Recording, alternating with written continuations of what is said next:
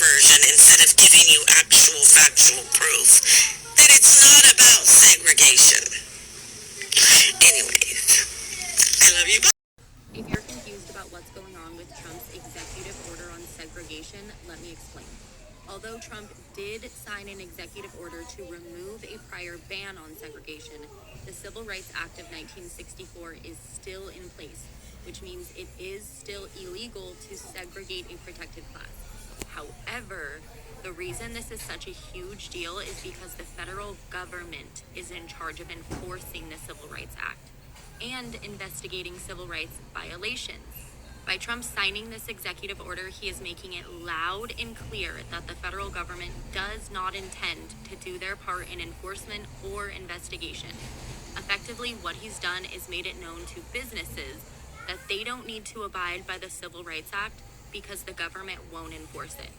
Several federal agencies, like the Department of Homeland Security and the National Institute of Health, have already begun issuing notices to employees advising them not to consider the prior ban on segregation going forward. While this is only one of the countless attacks on DEI that Trump has made, the potential impacts of this order are vast and frightening, especially considering the history our country has with segregation.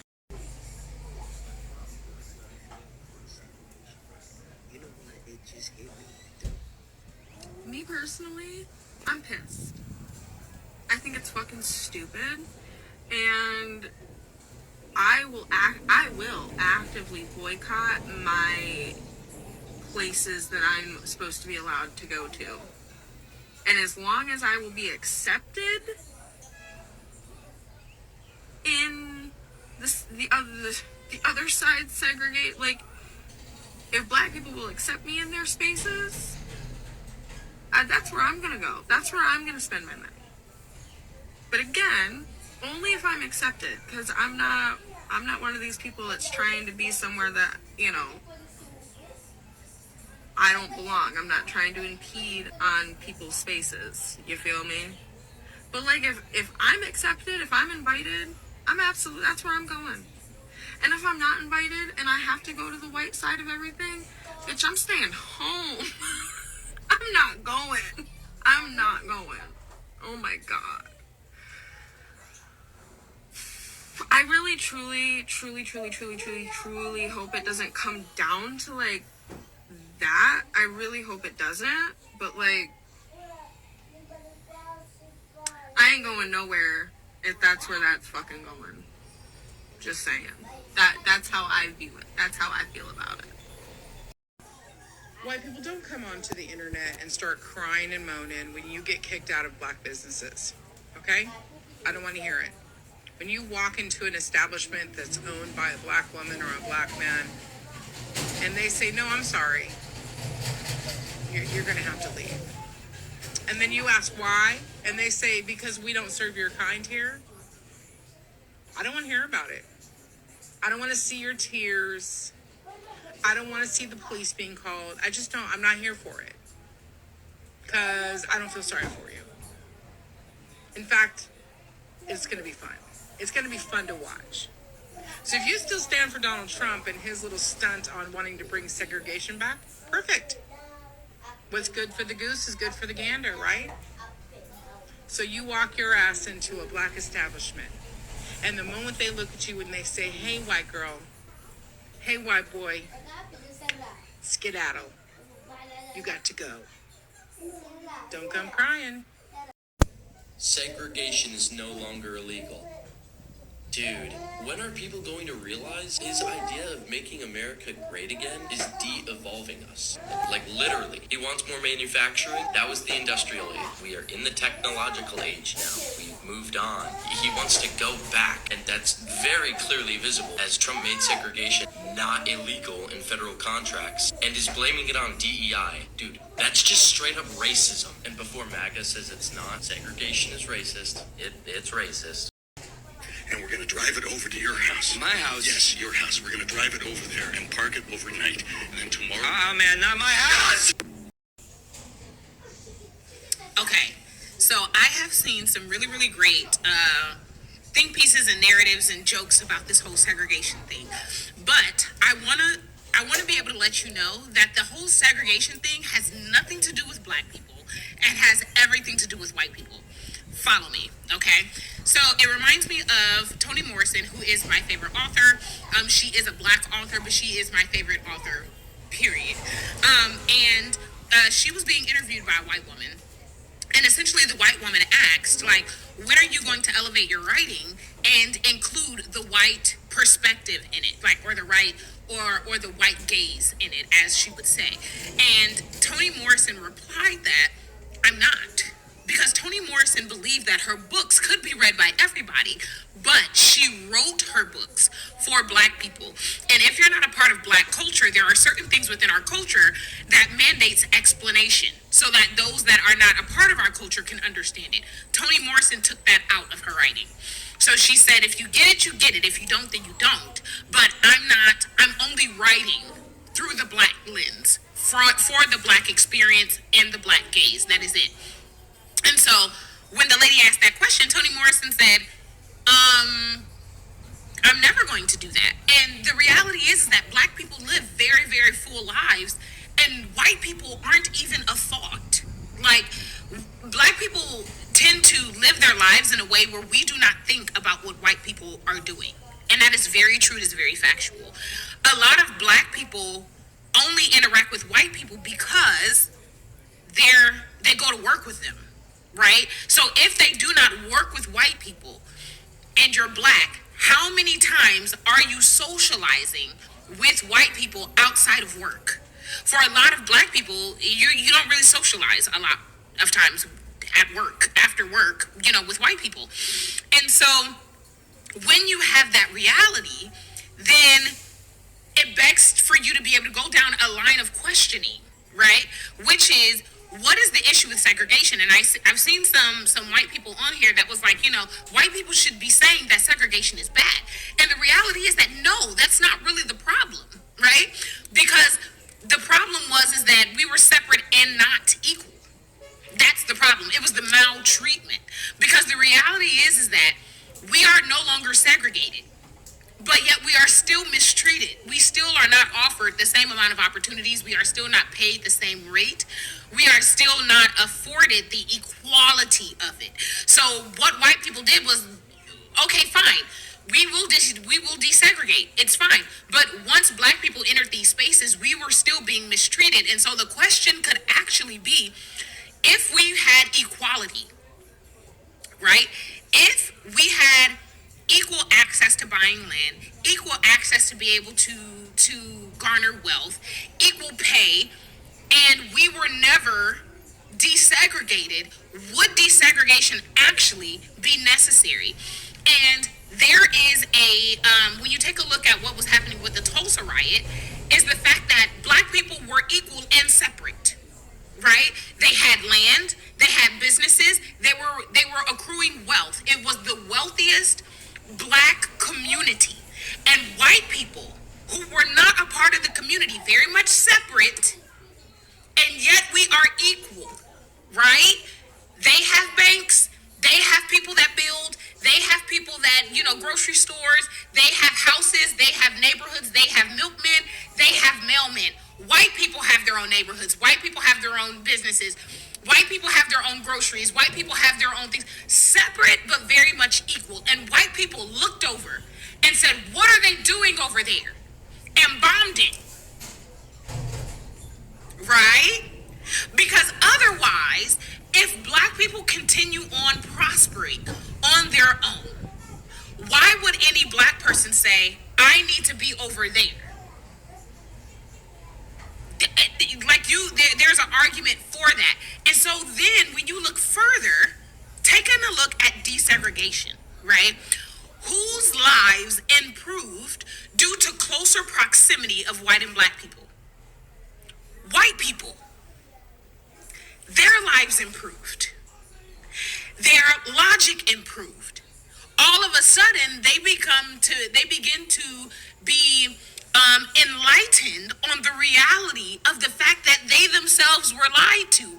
Otherwise, had they not come into proximity with black people, there is no reason for them to believe that their ancestors ever did anything wrong. Or there's also no reason to believe that they are more like black people than what they were told. Because many, many years ago, the Republican Party, right, they said that the way that you are able to steal from poor white people is to convince them that they're better than black people. And if you can convince them of that, you can steal money from out of their pockets and they would never notice. So here we are, where we are no longer desegregated. And you see all over this app where you have white people that are learning a lot about historical truths that black people already knew. We already knew these things. But you have white people on a daily that are like, I didn't know that. That's not what I was taught. I wasn't taught that, right? You have whole religious sects of people that were literally taught that the Civil War was not about slavery. You literally have all of these white people that had no clue that Juneteenth existed, or why it existed, or how many years it actually took post-emancipation for the last slave to actually be freed. Proximity has caused for a lot of the misinformation fed to white people to perpetuate racism, to be dismantled. And so you literally have people that are white nationalists. I need you to follow. You literally have people that are white nationalists that are now running the Republican Party, right? In order for them to bring white people back into subjugation, we have to separate them from minorities, because they are learning truths that causes it to be extremely difficult for us to tell them that black people are subservient, because proximity means that you are able to identify where we overlap. Now they're understanding the humanity of minorities, and now they're not going to go along with the Aryan beliefs that white people are the elite race and they are better than another ethnic group and they deserve to have things by virtue of them being white. Do you see how segregation has nothing to do with black people and has everything to do with getting white people back in line? Are you understanding what's going on here? Because it's never for the sake of black people, which is why black people is like, we cool. Segregate, separate, illuminate, elucidate, do whatever you got to do. And that is a very true reality, because we have only known desegregation. But we have also only known that when we're in your proximity, we are still killed. We are still murdered. We are still mistreated. We are still shunned. We do not have the same access, even though we are in closer proximity. So if our lives have not changed by becoming in closer proximity, why would we continue to be close? Okay, separate us. But you have white people that are like, no, segregation is wrong. Why? Because your life has changed because of proximity. Are you understand what I'm saying to you? Do you get this now? Are you tracking? The segregation thing has nothing to do with black people and everything to do with trying to put white people back in their place. Okay? Thank you for coming to my TED Talk. So segregation is back. So there are people who have, like shown you in the video, they are so happy about it, and others are not happy about it. Actually, there is nothing good about segregation. There is nothing good about segregation, and quite frankly, it's very painful when I see people trying to go back 1960. We are in 2025, we're supposed to move forward, and quite frankly, there's so many people who have shed blood, tears to make sure America moved forward, to make sure the Segregation Act was put in place, to make sure the policies that were in place at that time, they were removed. so many people shed their tears, so many people shed their blood, and they sacrificed their lives, and they made sure it was done away. Come 2025 with a new president, and now we are seeing slowly but surely they are trying to put it back into place. It's not a good thing. I know that people say, oh, it's a good thing. Now we'll be forced, to build our own community, especially the blacks who are saying that. But quite frankly, I feel like it's not a good thing, because you remember what really happened with the Black Wall Street, the way it was burned down at that time when the blacks tried, to have their own, financial sector, their own supermarket and everything. But one time, the whole Black Wall Street was burned down and everything went down to ashes. So imagine if that could happen at that time. So going forward, what's stopping them from doing it again? You need to ask yourself these questions, because the reality is there is that the black dollar. It's trillion on dollars, trillions. It's not about a few thousand here and there. No, it's $1 trillion. And remember, the blacks, they are into everything. When it comes to entertainment, the blacks own it. When it comes to business, we are already in there. When it comes to education, we already are in there. But remember, there's a chance that the whites will not allow you to climb the ladder, to be on top of them. Let's call a spoon or a big spoon. As much as we are all when I look at the videos online, people say, oh yeah, this is a good opportunity for us now to build our community. This is a good opportunity for us now to empower our own people, to build our own businesses. I get that and I understand that, and for a long time people have been saying that, which is a good thing. But remember one thing: the system is being owned by the whites. The system is being owned by the whites, and for a long time they've tried so hard to make sure the blacks are down. So what makes you think when you do the segregation they're going to allow you, yes, you, to climb the ladder, to be on top of them? So as much as you're crying, oh yeah, we are celebrating and everything, but remember, there's a downside, and I'm 100% sure they will not allow the blacks to be on top of the ladder. They'll always come up with ways to make sure they have control over you. Always. Anyway, what's your comment? I'd love to hear from you guys.